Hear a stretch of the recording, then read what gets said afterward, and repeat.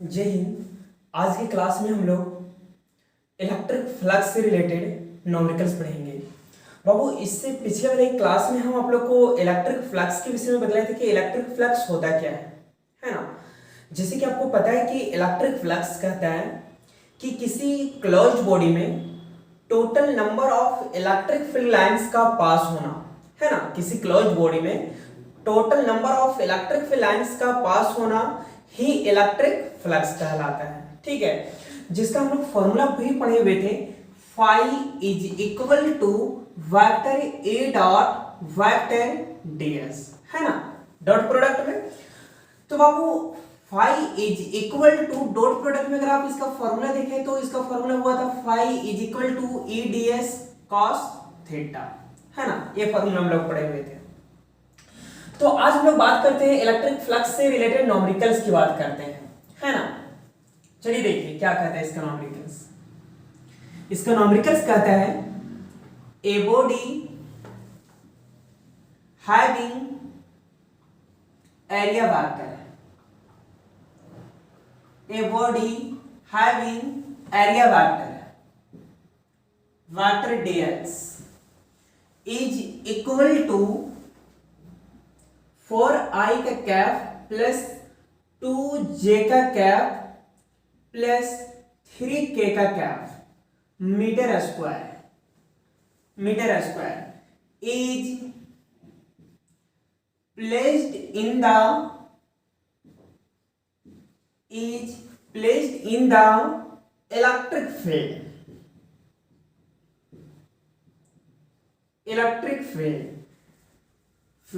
Vector E is equal to 2i का cap plus 8j का cap plus k का cap, है ना, newton per coulomb. Find total electric flux,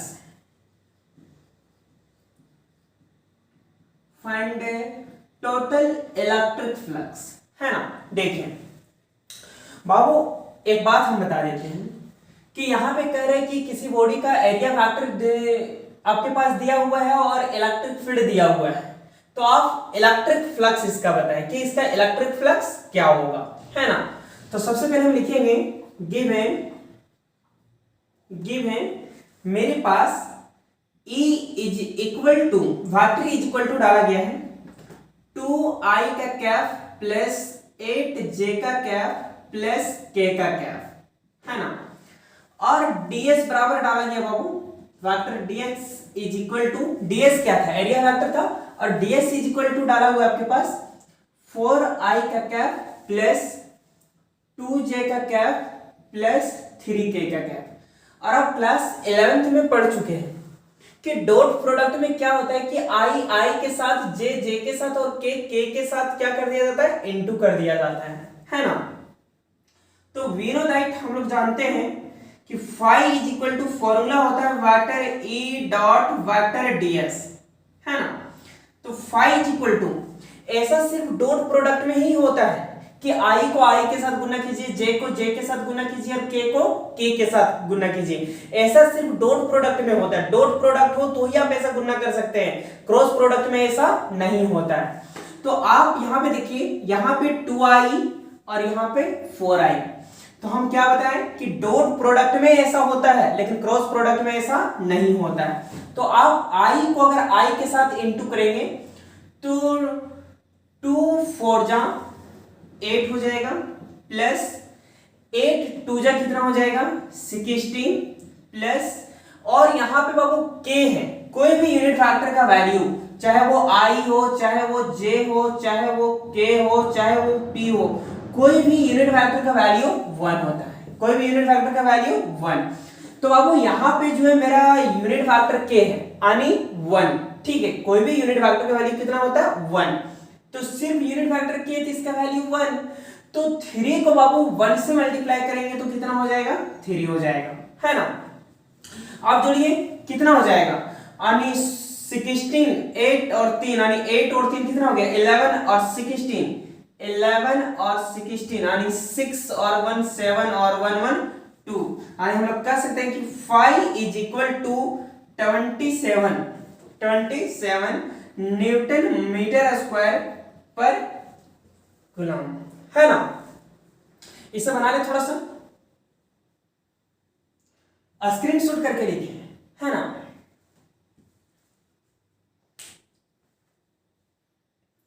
important है ये न्यूमेरिकल्स, एग्जाम में पूछा भी जाता है।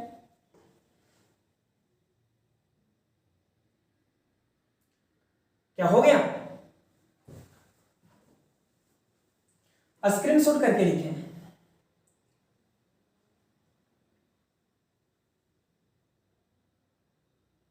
ठीक है, चलिए।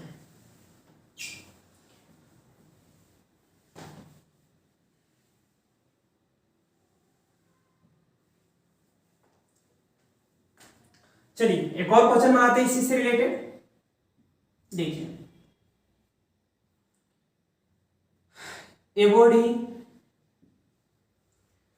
body having area vector,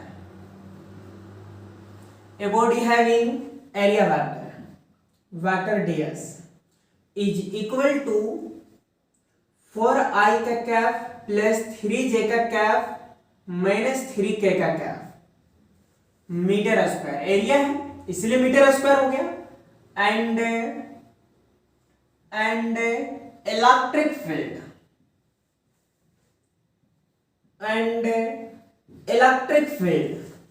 vector E is equal to 6i का कैप प्लस 2j का कैप प्लस 4k का कैप, है ना, newton per coulomb. To find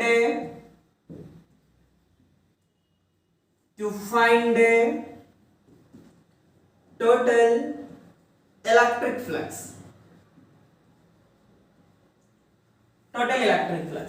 खुद से बनाने की पहले प्रयास करें, वीडियो को रोके खुद से बनाने की प्रयास करें, है ना।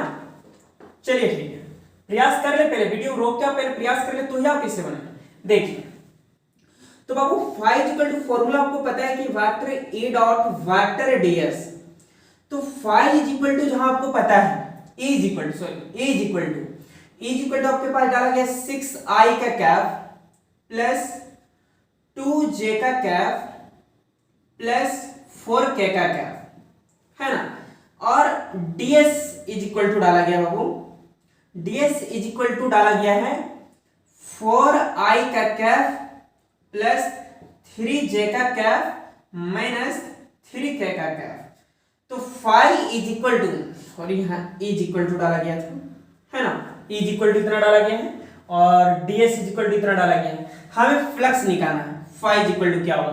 तो बाबू आपको पता है कि डॉट प्रोडक्ट में हम लोग सिंपल मल्टीप्लाई करते हैं, i को i के साथ, j को j के साथ और k को k के साथ। तो i के साथ करेंगे तो 24 हो जाएगा, प्लस 2 को 3 से कीजिए क्योंकि j है तो 2 3 जा 6, प्लस बाबू एक बात है ध्यान दीजिएगा, क्योंकि इनटू कर रहे हैं तो प्लस माइनस लेके चलेंगे हम लोग। तो प्लस माइनस क्या हो जाएगा, यहाँ पे माइनस हो जाएगा, प्लस नीचे माइनस तो प्लस माइनस और कितना हो जाएगा 4 3 जा 12 यानी 24 और 6 कितना हो गया 30 में अगर 12 भी जाएगा तो कितना हो जाएगा 10 में 60 गया तो 2 यानी 80 यानी फाई इज इक्वल टू कितना हो जाएगा 80 Newton metre square per coulomb. ठीक है, लिख ले इसे। जितना हो सके न्यूमेरिकल्स और भी कहीं अगर मिलता है तो आप बनाने की प्रयास करें, क्योंकि न्यूमेरिकल्स का जो है हम इस चैप्टर की जब ये चैप्टर एंड होगा तो इसका न्यूमेरिकल्स हम सारा सॉल्व करवाएंगे। हाँ, सिलेबस आपका बोर्ड के अनुसार जो न्यूमेरिकल बताया जा रहा है वो आपको नोट्स करते जाना है, ठीक है। चलिए ठीक, स्क्रीनशॉट करके लिखिए।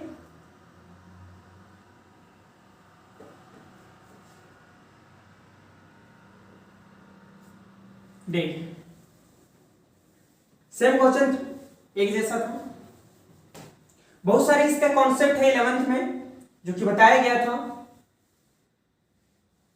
चलिए इलेक्ट्रिक फील्ड लाइन से थोड़ा सा न्यूमेरिकल्स बना लें।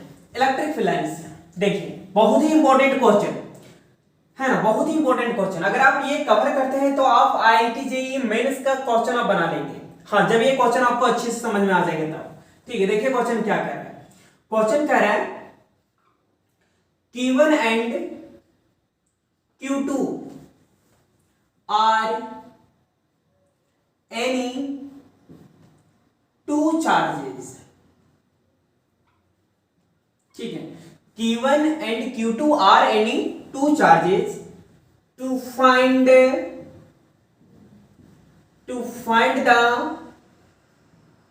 ratio of Q1 by Q2 if, है ना बाबू, यहां पे कह रहे हैं कि Q1 और Q2 जो है वो यानी कोई दो चार्जेस हैं, हमें रेशियो फाइंड करना है Q1 और Q2 का।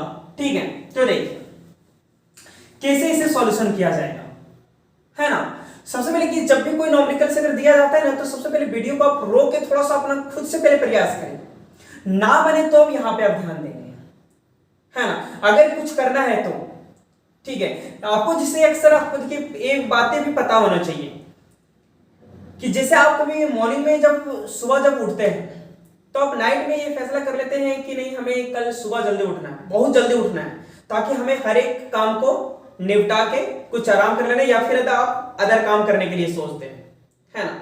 तो ये तभी पॉसिबल होता है जब आप सुबह में आप जल्दी उठेंगे, क्योंकि आप सुबह में जल्दी उठेंगे तभी तो आप कोई अगला काम को अपनी निपटा पाएंगे, है ना।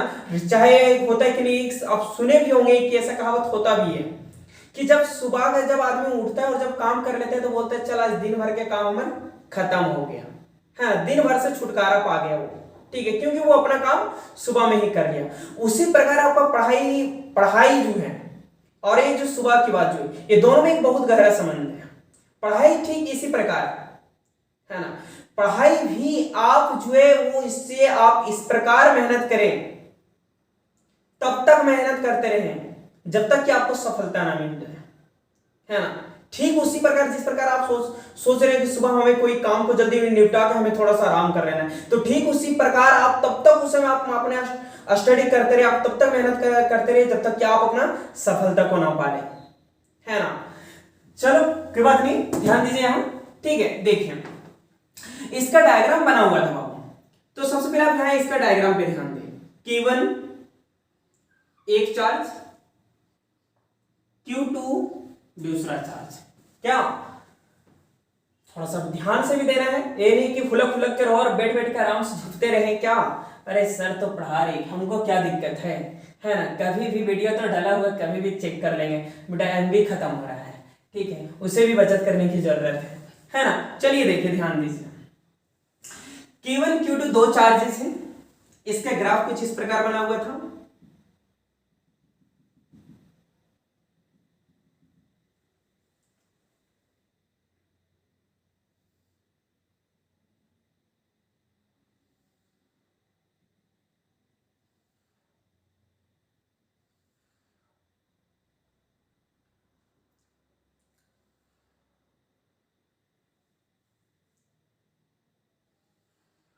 मेरे जैसा आप लोग को बार बार ने मिटाने की जरूरत नहीं है ना, था कॉपी बर्बाद होगा क्या। चलिए देखिए,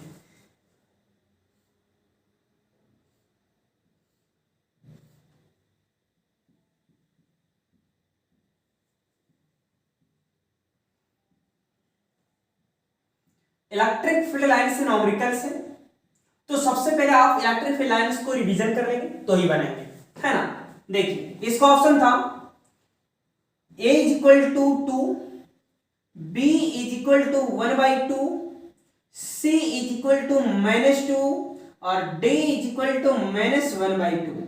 मैंने आपको पहले ही बता दिया था कि आप वीडियो को रोक के आप पहले बनाने का प्रयास करें। ठीक है, चलिए बाबू यहां पे सवाल क्या था कि Q1 और Q2 कोई दो चार्जेस है, हमें रेशियो फाइंड करना है Q1 और Q2 का। तो सबसे पहले आप यहां आसान सा सवाल Q1 और Q2 को लिख दें आप, है ना। टुकुर टुकुर देखने वाला आदत छोड़ दो, आंख थोड़ा फाड़ फाड़ के इधर से देखो, क्या ऐसा कुछ नहीं है। चलिए देखिए Q1 by Q2 इसका रेशियो, तो बाबू सबसे पहले आप ये ध्यान दें कि इस गिवन चार्ज में कितने इलेक्ट्रिक फील्ड लाइंस पास हो रहे हैं, कितने इलेक्ट्रिक फील्ड लाइंस पास हो रहे हैं। तो आप यहां देखें गिवन चार्ज में 1 2 3 4 5 6 7 8 यानी गिवन चार्ज से कितने फील्ड लाइंस पास हो रहे हैं। ठीक है, तो बाबू सबसे पहले 1 हो गया, 2 3 4 5 6 7 और 8। चलिए गिवन से हमें 8 मिल गया, है ना। अब डायरेक्शन को देख के भी पकड़ सकते हैं कि गिवन चार्ज से कितने डायरेक्शन निकल रहे हैं। तो 1 direction, 2 direction, 3 direction, 4 direction, 5 direction, 6 direction, 7 direction और 8 डायरेक्शन मैंने गिवन में लिख दिया 8। अब Q2 में पता कीजिए बाबू, तो Q2 में कितने डायरेक्शन इसके पास आ रहे हैं। Q2 में कितने डायरेक्शन इसके पास आ रहे हैं, 1 2 3 और 4। Q1 में 8 डायरेक्शन निकला और Q2 में 4 डायरेक्शन आ रहा है। देखिए 1 2 3 और 4, आप नीचे लिख दे 4, डिवाइड कर दे, है ना, कितना हो जाएगा 2। क्या इसका आंसर 2 होगा। ये में 2 डाला गया है, क्या हो सकता है क्या। चलिए थोड़ा सा ध्यान दीजिए बाबू, पिछले क्लास में हम बताए थे कि अगर चार्ज पॉजिटिव हो तो फील्ड का डायरेक्शन कहां होता है, बाहर होता है, और जब चार्ज नेगेटिव हो तो फील्ड का डायरेक्शन कहां होता है, डाउनवर्ड में होता है। चार्ज पॉजिटिव हो तो डायरेक्शन अपवर्ड में होता है, चार्ज नेगेटिव हो तो डाउनवर्ड में होता है। तो बाबू यहां पे यानी गिवन में जो डायरेक्शन है वो बाहर निकल रहा है, बाहर निकल रहा है, तो यहां पे चार्ज कैसा होगा, पॉजिटिव होगा। और यहां पे देख रहे हैं कि सब Q2 के साइड आ रहा है, Q2 यानी वहां पे चार्ज कैसा होगा, नेगेटिव होगा, है ना। यानी हम लोग कह सकते हैं कि यहाँ पे +8 कूलम होगा और यहाँ पे -4 कूलम होगा, -4 कूलम। इससे अगर आप काटेंगे तो यहाँ पे कितना आ जाएगा आपका -2। यानी हम कह सकते हैं कि इसका जो आंसर जो होगा बाबू, देखिए Q1 आप क्या देखें कि Q1 में फील्ड का जो डायरेक्शन था वो बाहर निकल रहा था, चार्ज पॉजिटिव था, और Q2 में फील्ड का डायरेक्शन नीचे आ रहा था, इसलिए आपने कहा नेगेटिव। तो यहाँ पे +8 कूलम था और यहाँ पे +4 कूलम था। जब आप इसे काटेंगे तो यहाँ पे +8 और यहाँ पे -2, है ना। तो कितना हो जाएगा 2 नहीं, +2 आंसर इसका नहीं हो सकता है, क्योंकि प्लस और माइनस की बात हो रहा है। तो इसका जो आंसर होगा बाबू वो क्या हो जाएगा, -2 होगा, है ना। यानी Q1 और Q2 को जो रेशियो जो होगा वो क्या होगा बाबू, मेरा -2 होता। हाँ, अगर यहाँ पे चार्ज पॉजिटिव होता, यहाँ पे चार्ज पॉजिटिव होता और ये सारे डायरेक्शन अपवर्ड में होता, तो हम कहते हैं कि हाँ इसका आंसर क्या होता 2। लेकिन यहाँ पे एक पॉजिटिव है और एक नेगेटिव है, यानी +8 कूलम मान लो और इसको नीचे -4 कूलम, यानी इसका आंसर क्या होगा, -2 होगा, है ना। देख ले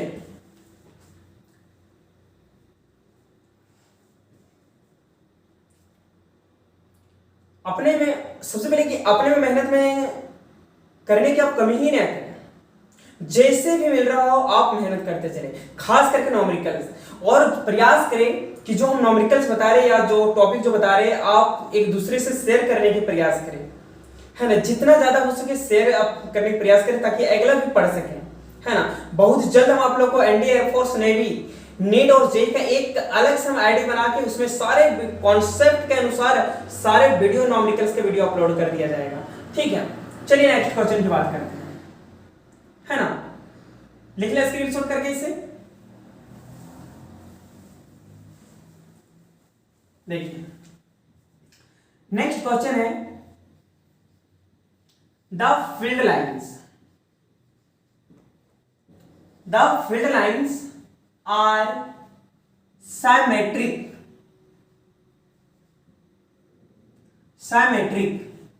the field lines are symmetric about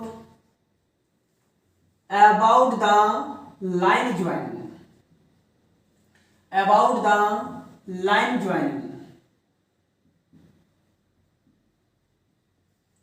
लिखते चले, about the line joining of two charges,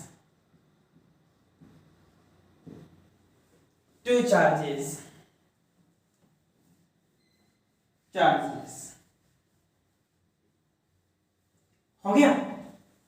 चलिए देखिए, पहले लिख लें कह रहे the field lines are symmetric, the field lines are symmetric about the line joining of two charges है ना। देखिए सबसे पहले करेंगे about the line joining of two charges. सबसे पहले हम दो चार्जेस की बात करेंगे। देखिए एक चार्ज Q1 और दूसरा चार्ज Q2, एक चार्ज Q1 और दूसरा चार्ज Q2। क्या ये दोनों चार्ज लाइन ज्वाइनिंग है? देखिए थोड़ा सा, बिल्कुल है। क्या Q1 और Q2 क्या ये दोनों चार्ज लाइन ज्वाइनिंग है? बिल्कुल लाइन ज्वाइनिंग है ना। उसको फिर कह रहे थे कि ऊपर में कि द फील्ड लाइंस और सिमेट्रिक। देखिए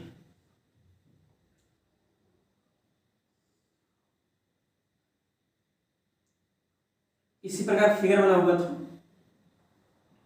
देखिए बाबू सिमेट्रिक का मतलब क्या होता है कि जैसा ऊपर वैसा ही नीचे, तो ऊपर में इस प्रकार है तो नीचे में भी इसी प्रकार होगा, है ना। देखिए सिमेट्रिक का मतलब क्या होता है, जैसा ऊपर वैसा नीचे, या तो जैसा नीचे वैसा ऊपर। चलिए देखिए गुड, है ना। देखिए मान लेते हैं कि ए वाला एंगल को मैंने अल्फा मान लिया और ए वाला एंगल को मैंने बीटा मान लिया, है ना। थोड़ा सा गौर से देखेंगे। इसका ऑप्शन था Q1 का magnitude is greater than Q2 का मैग्नीट्यूड, दूसरा था Q2 का magnitude is greater than Q1 का मैग्नीट्यूड, या कह सकते हैं Q1 का magnitude is equal to Q2 का मैग्नीट्यूड, या आप ऑप्शन कह सकते हैं इसका डी नन ऑफ दीज, है ना। चलिए समझते हैं। बाबू सबसे पहले यहां ध्यान दीजिए कि मैंने यहां पे इस एंगल को अल्फा मान लिया और इस एंगल को क्या मान लिया, बीटा। थोड़ा सा एक हल्का सा ध्यान देंगे बाबू, ये जो दो फील्ड लाइंस है, चूंकि डायरेक्शन दो है तो फील्ड लाइंस कितने होंगे, दो होंगे। बाबू दो फील्ड लाइंस के बीच, थोड़ा सा एक बात ध्यान से सुनेंगे, जब दो फील्ड लाइंस के बीच अगर एंगल बड़ा होगा, दो फील्ड लाइंस के बीच अगर एंगल बड़ा होगा तो इलेक्ट्रिक फील्ड लाइंस वहां से कम निकलेगा, ठीक है। यानी जब एंगल बड़ा होगा तो फील्ड लाइंस कम निकलेगा, लेकिन जब एंगल छोटा होगा, तो फील्ड लाइंस ज्यादा निकलेगा, ठीक है। जैसे मान लीजिए ये Q1 चार्ज है ना, Q1 चार्ज से इस प्रकार फील्ड लाइंस निकल रहा है ना, फील्ड लाइंस, और ये है आपका Q2 चार्ज, है ना, और Q2 चार्ज से इस प्रकार फील्ड लाइंस निकल रहे हैं,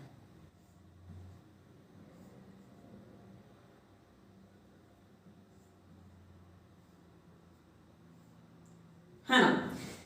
Q1 चार्ज से इस प्रकार फील्ड लाइंस निकला, Q2 चार्ज में इस प्रकार फील्ड लाइंस निकला, है ना। अगर बाबू आप इसकी एंगल की अगर बात करें तो ये कितने एंगल बनाएगा, 120 डिग्री, है ना, क्योंकि तभी तो ये पूरे एक सर्कल कितने डिग्री के एंगल बनाता है, 360 डिग्री। अगर ये एंगल 120 डिग्री बनाएगा तो ए भी एंगल कितने डिग्री बनाएगा, 120 डिग्री, है ना। ये एंगल कितना बनाएगा, 120 डिग्री, है ना। क्योंकि पूरे एंगल कितने डिग्री का होता है, 360 डिग्री। एक मिटा देते हैं, ठीक है, इसे इस वाले एंगल को छोड़ देते हैं, ठीक है। देखिए यहां की बात करते हैं, है ना। तो देखिए बाबू, अगर ये एंगल 120 डिग्री का अगर बना रहा है तो ये भी एंगल 120 डिग्री का बना रहा है, ये भी एंगल कितने डिग्री का बना रहा है, 120 डिग्री का बना रहा है ना। तो यहां से हम लोग ये देख रहे हैं कि अगर ये एंगल 120 डिग्री का होगा तो ये एंगल 120 डिग्री होगा, ये एंगल 120 डिग्री होगा, तभी तो हम लोग कह सकते हैं कि ये पूरे सर्कल कितने डिग्री एंगल बनाता है, 360 डिग्री। हाँ, अगर आप इसकी बात करें तो ये एंगल कितने डिग्री का होगा, 60 डिग्री का। तो ये भी एंगल कितने डिग्री का होना चाहिए, 60 डिग्री का। ये भी एंगल कितने डिग्री का होना चाहिए, 60 डिग्री का। ये भी एंगल 60 डिग्री का, ये भी एंगल 60 डिग्री का। और कितना हो गया, ज्यादा नहीं हो गया, 1 2 3 4 5 और 6, ठीक है ना, 6 6 36। अब तो मैंने यहाँ पे आपको ये बताया कि इस Q1 से तीन फील्ड लाइंस मानिए, तीन कि इस पे 3 फील्ड लाइंस इस प्रकार था, तो तीनों में जो एंगल बना वो कितने कितने डिग्री का बना, 120 डिग्री का बना। ठीक है, तो यहां पे क्या हुआ, एंगल बड़ा बना, बहुत बड़ा एंगल बना। कितने डिग्री का एंगल बना, 120 डिग्री का एंगल बना। जब 120 डिग्री का एंगल बना तो इस गिवन चार्ज में कितने फील्ड लाइंस आपको दिखा, 3 फील्ड लाइंस। लेकिन जब आप Q2 चार्ज की बात किए तो इस Q2 चार्ज में एंगल छोटा है। जब एंगल छोटा है तो फील्ड लाइंस तो इसमें ज्यादा है, भले ही एंगल छोटा है लेकिन फील्ड लाइंस ज्यादा है। देखिए 1 2 3 4 5 और 6। तो बाबू यहां बात करते हम लोग इस Q1 में, तो इस Q1 चार्ज में यहां पे एंगल बहुत ही बड़ा बन रहा है, बहुत ही बड़ा एंगल बन रहा है। यानी एंगल यहां पे अगर बहुत ही बड़ा बन रहा है तो यहां पे फील्ड लाइंस कम होगा, और यहां पे एंगल छोटा बन रहा है, Q2 के पास एंगल छोटा बन रहा है। तो जब एंगल छोटा बन रहा है तो फील्ड लाइंस यहां क्या होगा, ज्यादा निकलेगा। इसलिए हम लोग कह सकते हैं कि इसका ऑप्शन क्या होना चाहिए, फर्स्ट होगा क्या, नहीं, Q2 इज ग्रेटर देन क्या होगा, Q1 होगा। यानी एक बात है तो क्लियर बात है, क्या पता चल गया कि जब एंगल बड़ा हो तो फील्ड लाइंस कम होगा, और जब एंगल छोटा होगा तो फील्ड लाइंस ज्यादा होगा। ठीक है, नोट कर ले इसे।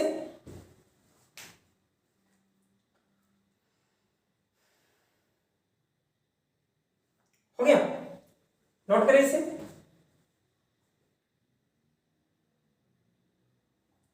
चलिए ठीक है, देखिए नेक्स्ट क्वेश्चन।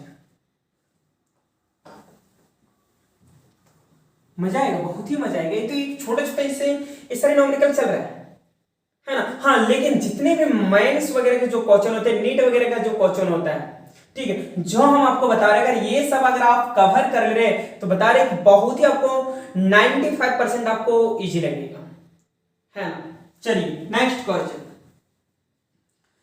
क्वेश्चन क्या कर रहा है, द डेंसिटी यानी relative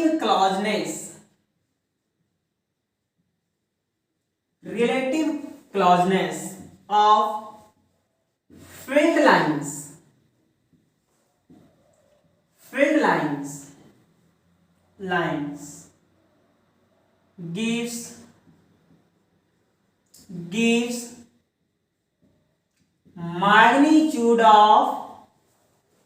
gives magnitude of electric field।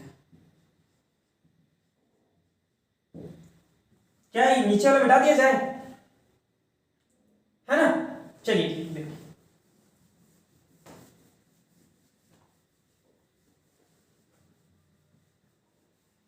छोटे छोटे चीजों को कवर करते चले, क्या, क्योंकि छोटे छोटे चीजों से ही मिलकर बड़ा बना है, इसलिए छोटे को देख के छोटे मत समझना, इसी से बड़ा मिलने वाला है आप लोग को, है ना। चलिए देखिए बाबू, इसमें क्या रहा है, द डेंसिटी यानी relative closeness of field lines gives magnitude of electric field. आपको इलेक्ट्रिक फील्ड का मैग्नीट्यूड पता करना है ना। एससी वर्मा का न्यूमेरिकल है, बहुत ही इजी क्वेश्चन है। देखिए क्या था,